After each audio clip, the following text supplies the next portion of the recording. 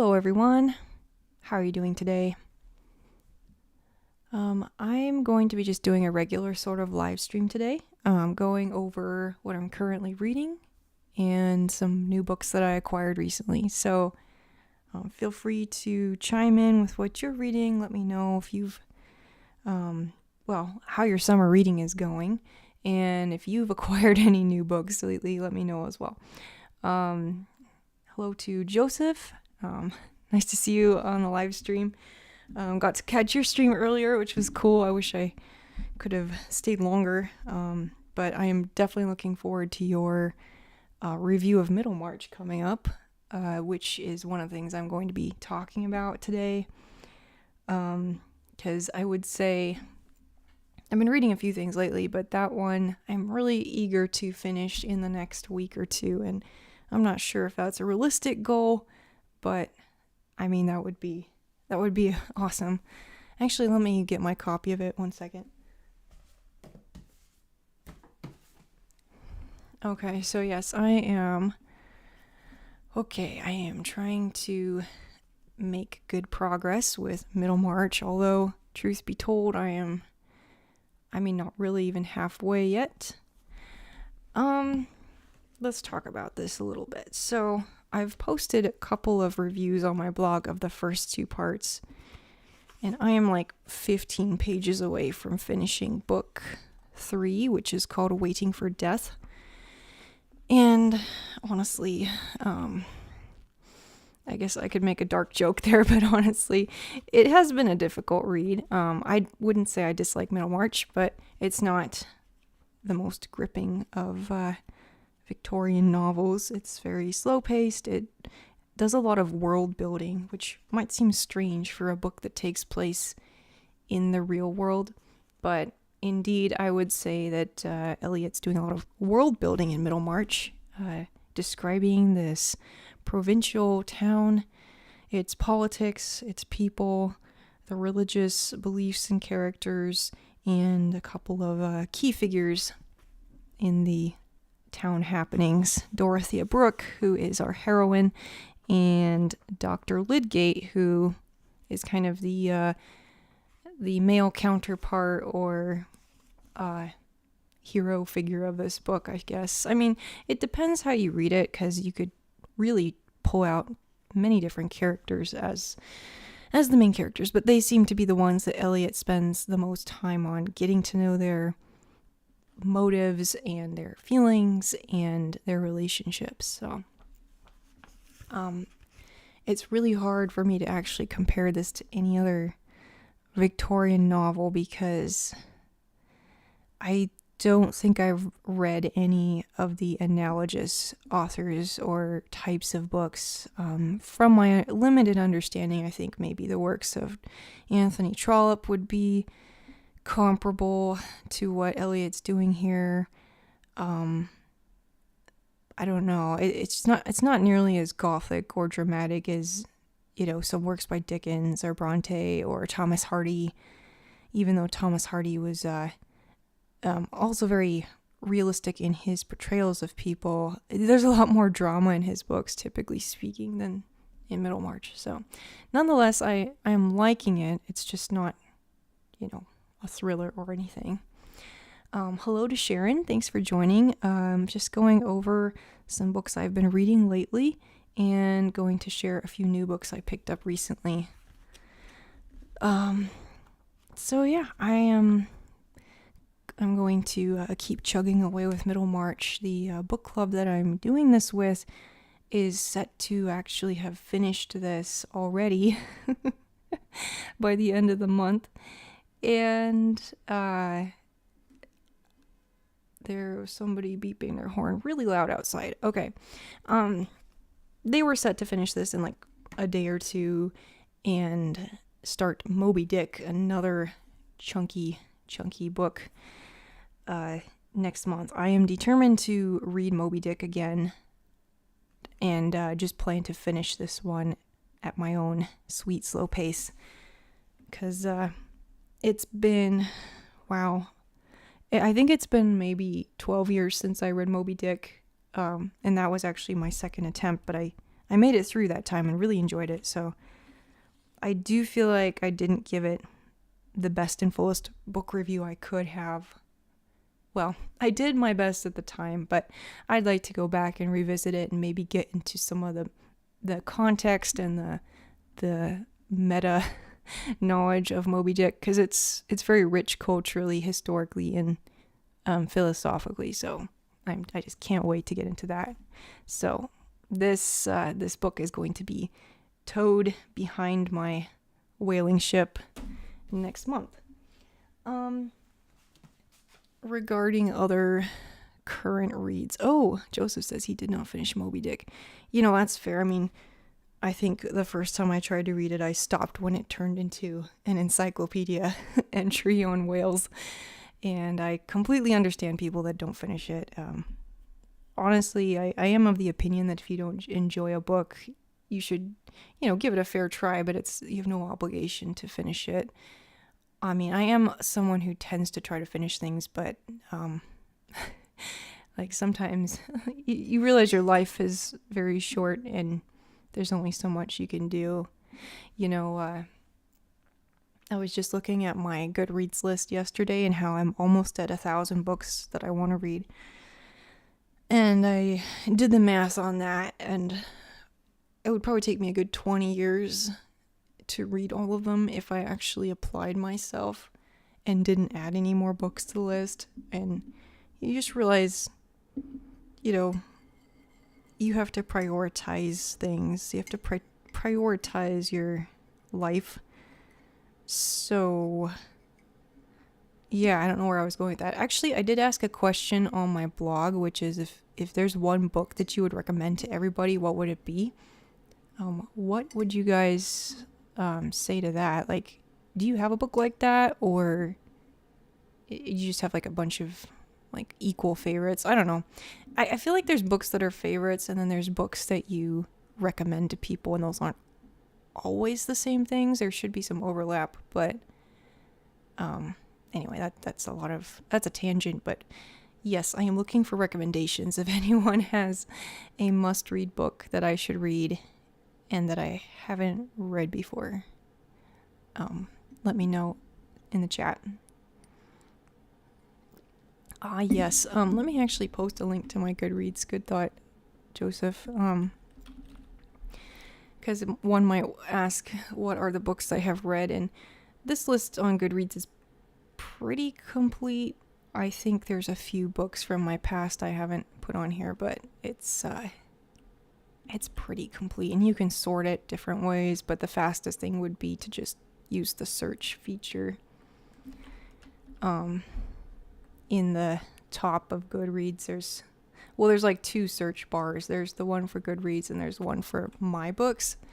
That's probably the fastest way to find anything, because my organization on Goodreads is extremely bad.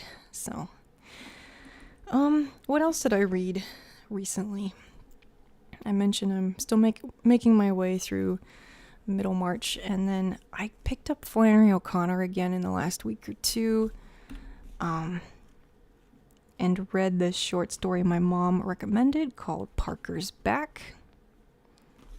Parker's Back. By the way, if you are interested in Flannery O'Connor, this is a fantastic collection of her short stories, and I would say I haven't read her novels yet, but she's a very good short story writer.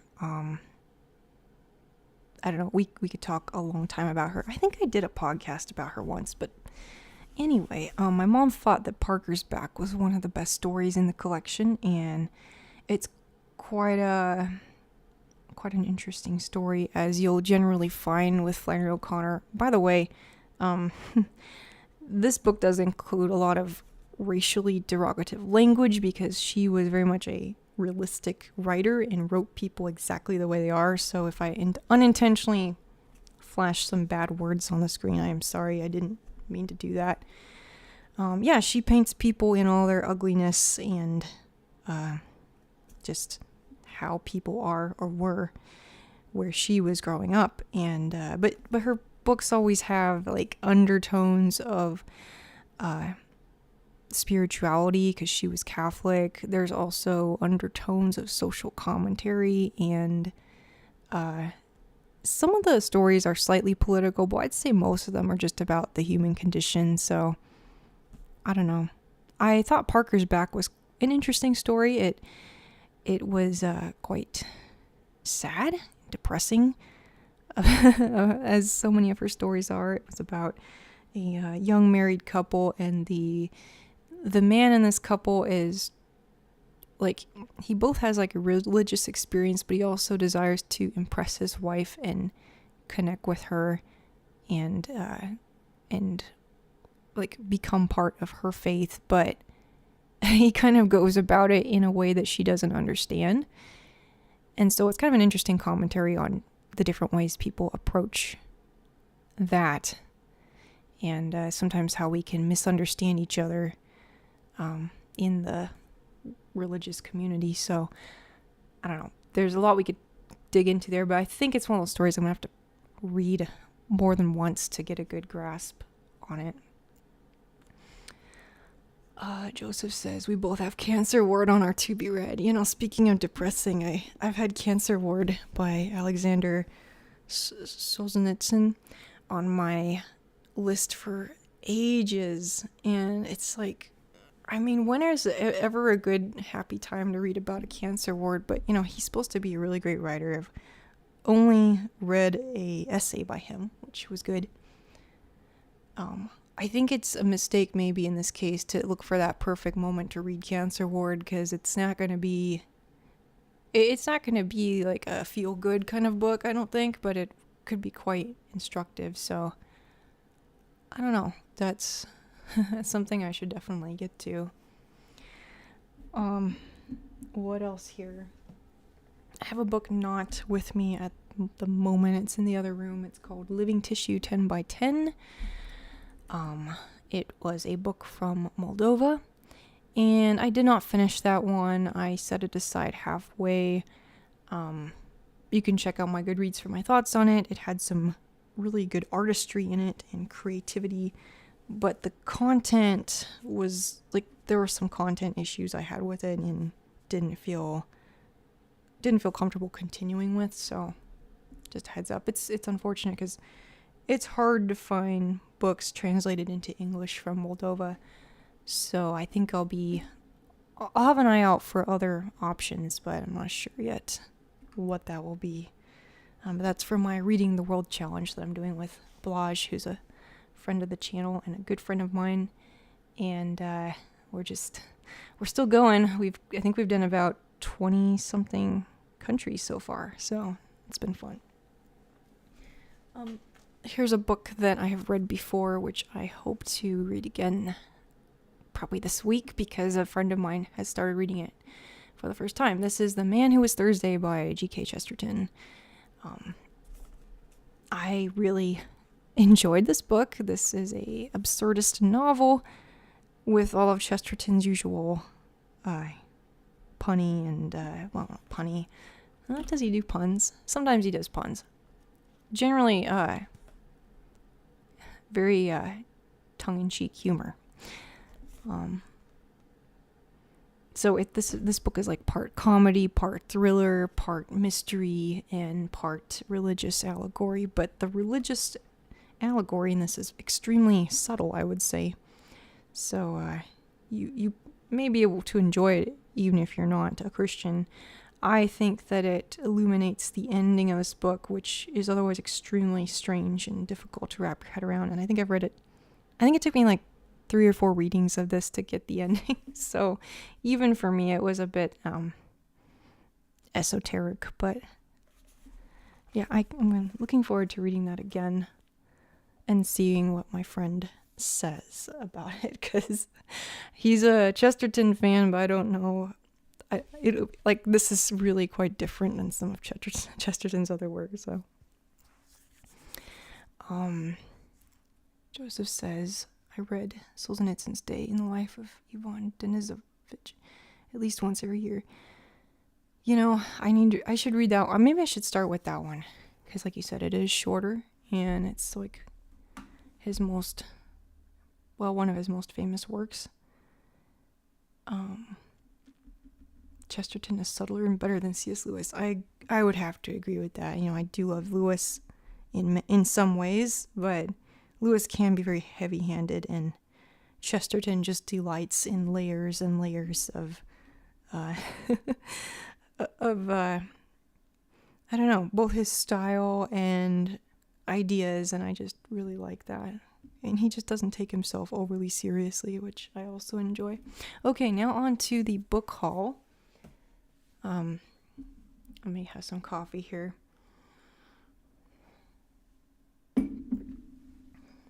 Oh, before I do that, I've just got to show this. This is something my dad was getting rid of, but I want to say the family got this in England on one of our trips.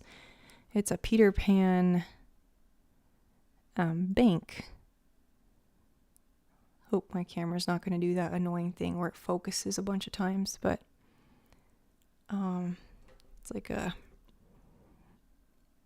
just a bank with all of the characters flying around Big Ben. And we used to keep quarters in this, but as my parents were downscaling, they're like, "You want to have this?" And I'm like, "Yes." It's very cute. So that's going to go on my bookshelf once I get things a little better organized around here.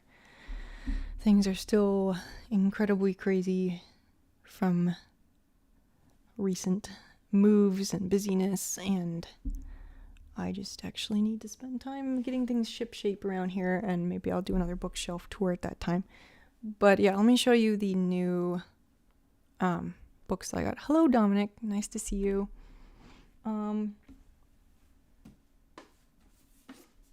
So I have, let's see. Most of these are fiction, but I guess I'll start with the nonfiction. So 3 of these books, one of them isn't new, but these are all by this YouTuber I've mentioned before on the channel. His name is Gavin Ortland, and he has a channel called Truth Unites, and he does religious topics from a Protestant Christian perspective in a very, how's the word?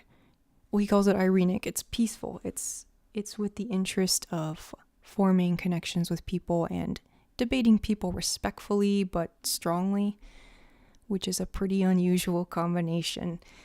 So I've been reading his books and finding them quite interesting. Let's see, this one's not new, but I actually finished it in the last few weeks. It's called Why God Makes Sense in a World That Doesn't, The Beauty of Christian Theism. Marked a few pages, and I will be doing a review of this soon.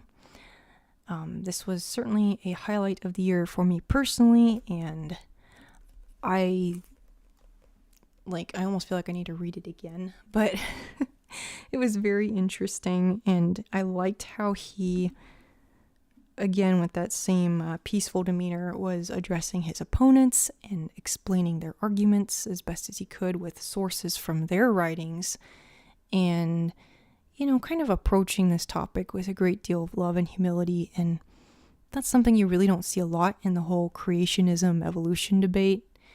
And indeed, he doesn't necessarily rule out some form of evolution. So that also adds an interesting layer to this book. And I can't recommend it highly enough, but it's a pretty serious book. I mean, it's written for a popular audience, but there's really good sources in it. So not the fastest of reads, but I definitely benefited from it. Kind of related to that, and another book by him that I ordered is this book about Augustine's view on creation, Ancient Wisdom for Current Controversy. So kind of responding to some of the young earth creation theories with alternate perspectives, drawing upon Augustine's writing. Have not read this one. Don't know if it's as good as the other book, but I mean, that's kind of why I bought it, because I'm like, I think I'll give this a look, maybe dig into some of the source material from this one and just see where it leads. And then the third book by him that I got recently is called Finding the Right Hills to Die On, The Case for Theological Triage. Personally, I really liked this book. I did have a pretty lively debate about this with a loved one. Just kind of this general topic of doctrines and hierarchy and interpretation of scripture. So this book's not going to be for everyone, but at this point in life, I did find it very helpful to me. I think, again, I'm just sort of getting into these theological topics, so I have a long way to go, and my opinions are obviously limited to this point in time. So that was the nonfiction I picked up recently. Getting into some fiction here. I just have to show this one first because I have to admit this is one of the most beautiful editions I've ever seen. This is Typhoon and Other Stories by Joseph Conrad. This is Everyman's Library. And if you know Everyman's Library, well, that's not showing up too nicely. Anyway, there are these really nice hardcovers that you'll see sometimes at the library. But I don't think I've ever purchased one of these brand new before. I have a used copy of one of Mark Twain's collections in this same format. But the reason I bought this is because it includes one of my favorite works by Conrad called The Shadow Line. And there's not a lot of good editions of The Shadow Line in the United States, at least not that I like. I'm very picky, so so I was really excited to get this, and I'm pleased to see that the font size is really comfortable. Sometimes you're never sure with some of these classics whether you can lend this to somebody, for example, if they might find small font to be a challenge, but this is great. This is not too big, not too small, so very happy with that one. And I will be planning to lend this to my mom. I think she might really like The Shadow Line. It's a story by Conrad that I will typically recommend as sort of a small and accessible sample of his work. He's not the best short story writer in my opinion. And his novels can be quite a big bite to chew on, if you're not familiar with his style and his deep philosophical ramblings. I mean, if you think Dostoevsky's difficult in places, well, Conrad's like 2 steps above. So, I love Conrad, but I think he is an acquired taste, and I think if you're looking for a book to get into him, it'd be The Shadow Line is probably what I would recommend. I mean, Heart of Darkness is excellent, but in my experience after recommending it to people, I find that a lot of people don't get Heart of Darkness, or they just can't get into it, and I think that's understandable. Anyway, that's a long ramble, but The Shadow Line by Joseph Conrad. Graybo says, love his Secret Agent and Lord Jim. Yes, I really liked Lord Jim. I haven't read The Secret Agent yet, but I watched an adaptation of it. I suspect the book would be better though, because it seems like Conrad always has so much,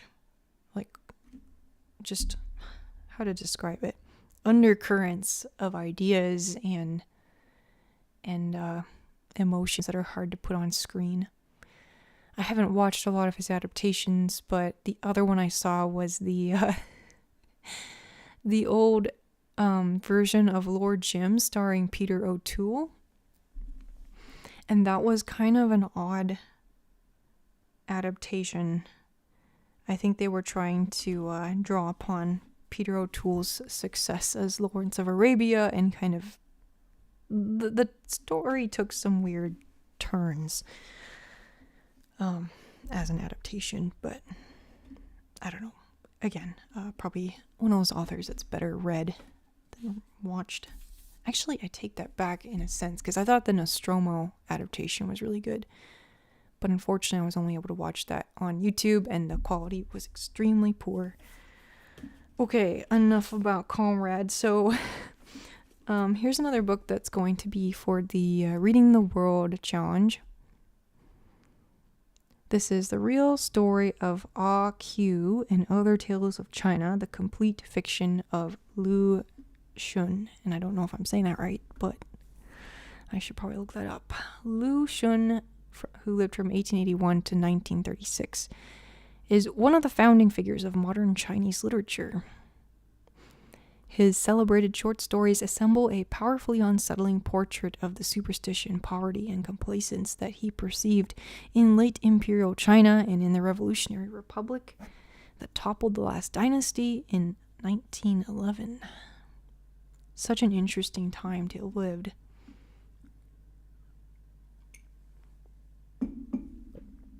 It will be quite interesting to compare this with some Japanese short stories that I've read from kind of the same time period.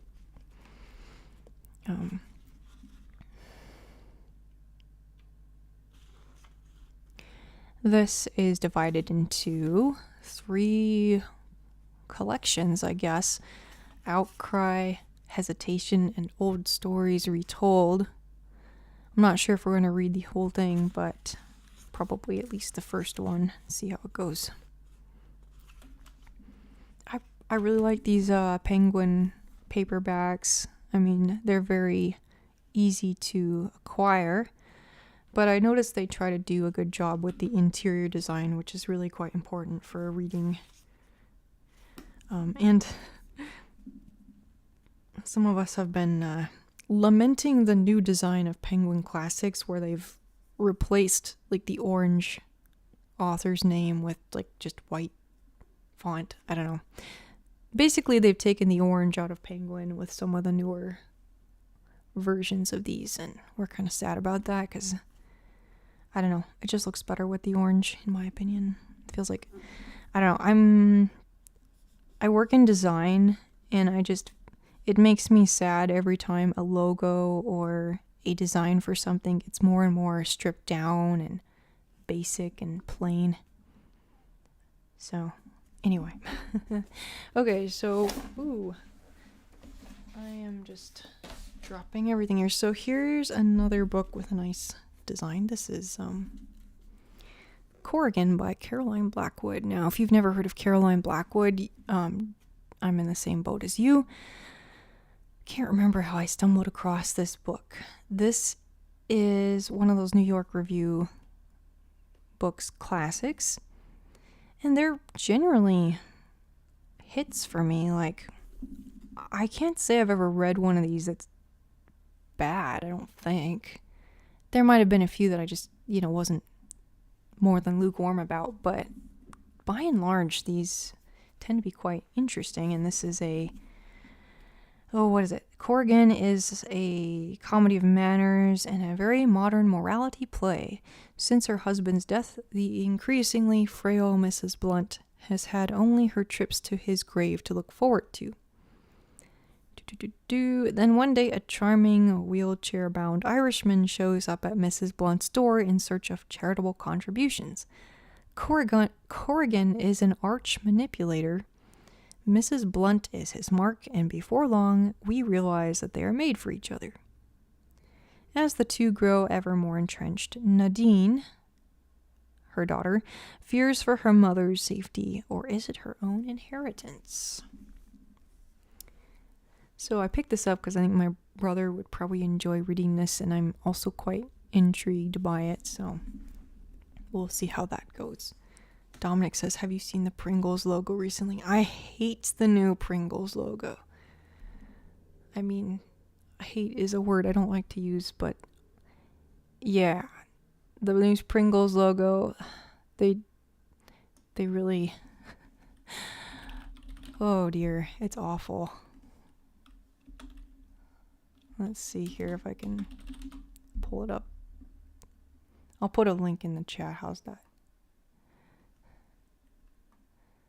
Basically, they took away his hair, and he looks so creepy now. Anyway, it doesn't make me want to buy Pringles, so I'm not sure. I'm not sure if that was a good idea or not of theirs. Okay. So the last book that has arrived recently, and I say that because I ordered one more book, but it's not here yet because it's coming all the way from England. The Blue Sky by Galsan Shinag. I don't know if I'm saying that right. This is a book from Mongolia. We needed a novel from Mongolia for reading the world. And I think this is like one of the few that's been translated and, sufficiently promoted that it would show up in a Google search. And it says, in the high Altai Mountains of northern Mongolia, the nomadic Tuvan people's ancient way of life collides with the pervasive influence of modernity as seen through the eyes of a young shepherd boy. This confrontation comes in stages. First, his older siblings leave the family yurt to attend a distant boarding school. Okay, I'm not going to read the rest of this blurb because I think there's some spoilers in it. Please don't put blurbs in the spoilers. Or spoilers in the blurbs. That's horrible. Anyway, this should be good. And, by and by, I'll just say I kind of like shorter novels. This is like less than 150 pages. Joseph says, love the have I read anything from the Philippines? Actually, no. If you have any suggestions from the Philippines, let me know, because I don't think we've selected a book from that one yet. We've done a few other... I say a few. I think we've just done one other book from Asia thus far. I have a few on my list for Vietnam and Korea, but I don't think we've gotten to the Philippines or Indonesia or... Actually, we haven't even chosen one for Australia yet, so... Yeah, let me know if you have any ideas.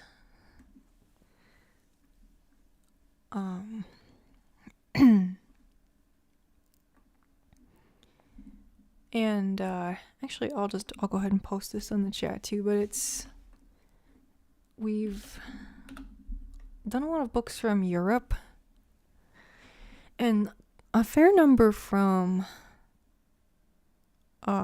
South America. Wait, no, we've only done 2, I think, from South America. I think, yeah, so Europe has probably been our biggest grouping so far. And we really need to make more strides in Africa because we've only read 3 books by African authors so far. And one difficult thing with some countries is, naturally a lot of literature is focused around, political events, and there's always this balance of like finding a book that reflects the country well, but then not trying to find books that are super political. Sometimes it's just not avoidable though. So yeah, that's gonna be... So like with China, for example, it could be that this just kind of borders that fine line. Granted, there's far more famous Chinese works such as The Tale of Genji. Am I saying that right? Oh, I'm embarrassed now. That's a work of Japanese literature. Then what's the other one that's like really long?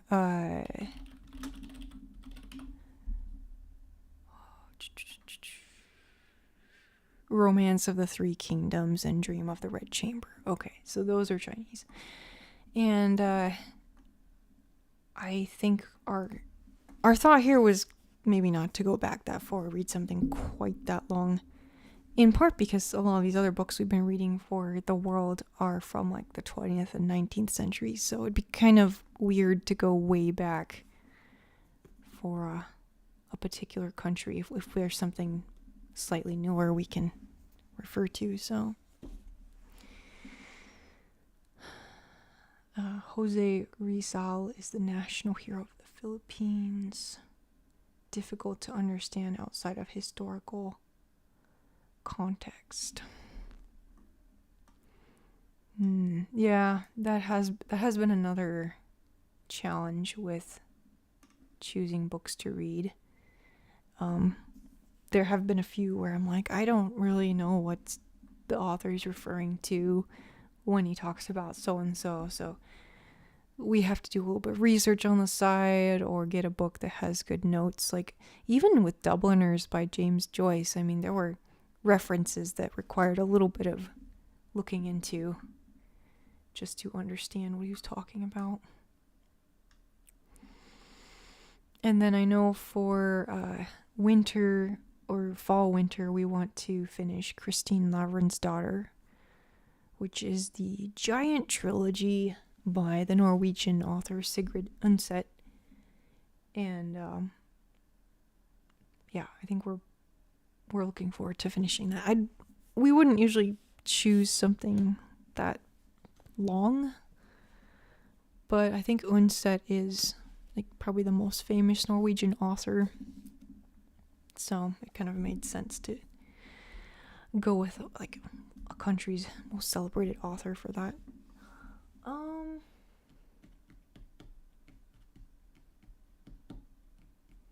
I think that's about it. The other books I've acquired recently have been work-related books.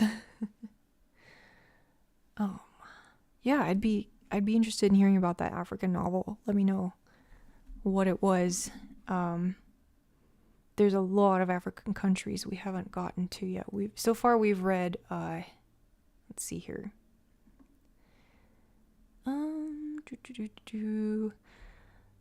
Well, we're kind of going by where the author was born, whether it takes place there or not, which wasn't really our intention, but sometimes it just comes about that way. So we read An African in Greenland by an author from Togo, Kopomasi, and The Last Gift by Abdulrazak Gurna from Zanzibar, and I think that was it. So yeah, we actually have quite a bit of catching up to do in Africa. So yeah, let me know what you want to recommend for that. Birds Without Wings, historical fiction of the end of the Ottoman Empire. That sounds quite interesting. Some of that might overlap with stuff I've learned in various Lawrence of Arabia books I've read, so I'll look that one up. Grabo is currently reading Asturias's Mr. President, a Latin American dictator novel.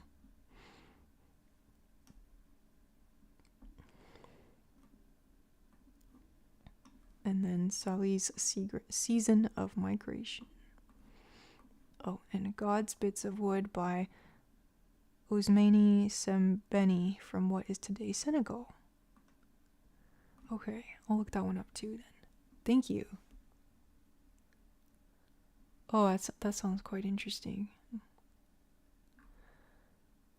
God's Bits of Wood describes the epic strike of 1947 to 1948. Workers on the railroad line from Dakar in Senegal to Bamako on the Niger River walked off the job demanding higher wages, pensions, family allowances, and the recognition of their union. Yeah, that sounds good. I'll look up this Mr. President too because it does sound quite interesting. One of the classes I took in college that I really enjoyed was called Latin American History, and it was mostly from like the 1800s to the present. So learned a lot about that topic. So it'd be... Oh, and this one's from Guatemala, so maybe we could actually use that for Guatemala.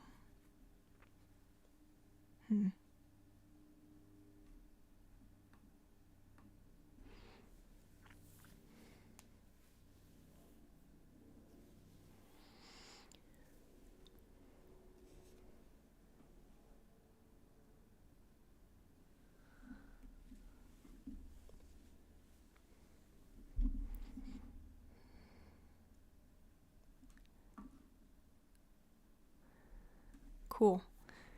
Well, I think that pretty much is wrapping up the live stream. I really appreciate everyone chiming in and giving me ideas. I'm going to follow up with some of these and add them to the Reading the World list. Actually, I gotta run them by my friend Bosch first, but these really do sound promising. So, thank you all for hanging out. I don't know when my next video is going to be, but I'm going to try to do these live streams at least. And try to stay up to date with everyone as best as I can during these busy times. So, any last thoughts before we head out for the day? Trying to think if there's anything else I wanted to just talk about real quick.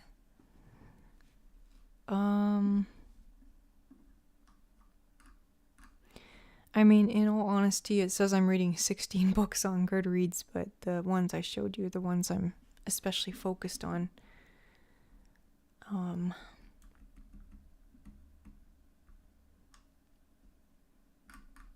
Yeah, I probably just need to prioritize a bit better and finish one thing at a time. So, Puppets of Prague. Look that one up too. Puppets of Prague, gripping European historical fiction by David Canford.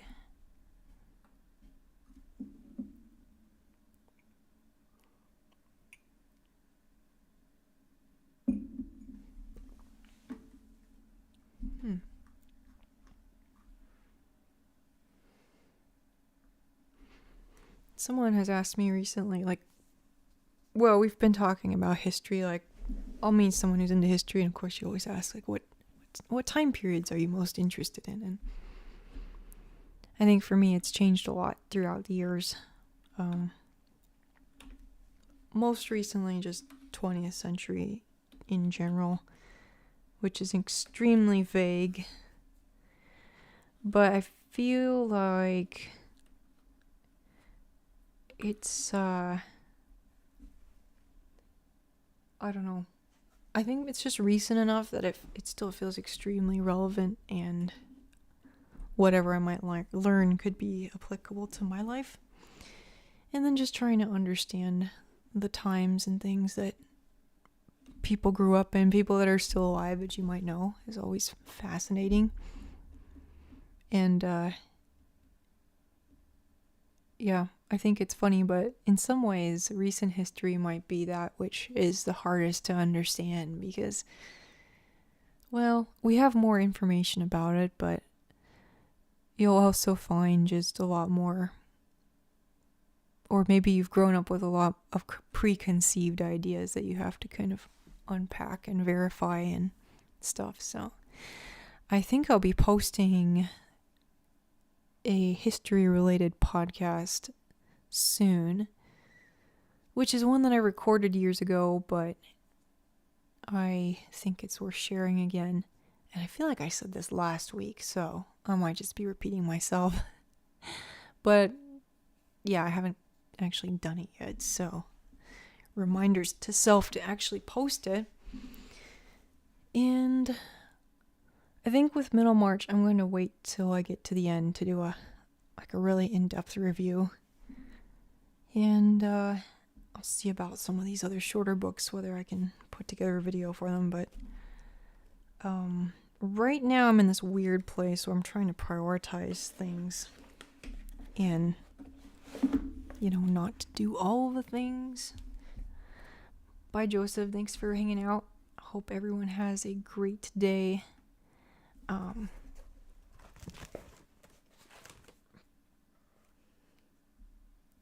Okay, I think I can show this.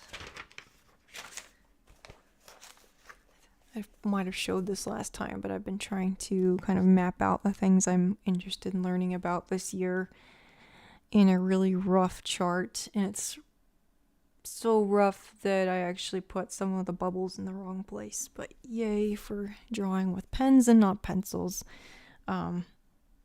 I don't think there's anything on here that anyone's particularly surprised at seeing, except maybe baseball, and I don't really know why I want to learn about baseball, but I just do, because I know pretty much nothing about it. But yeah, some of this is for work, like design and logo design, and actually film photography is a personal thing.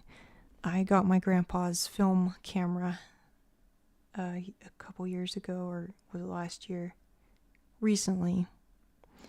So I'd like to learn how to use that, bring his camera back into use, and a bunch of other stuff on here, which is sort of related to each other. And then, of course, my old perennial interests here, T. Lawrence and polar exploration. So I obviously am not doing a good job at narrowing things down, but such is life. Okay, well, I'm going to head out now. I'm going to work on maybe cleaning the house a little bit, and I will see you all next time. Thanks for watching.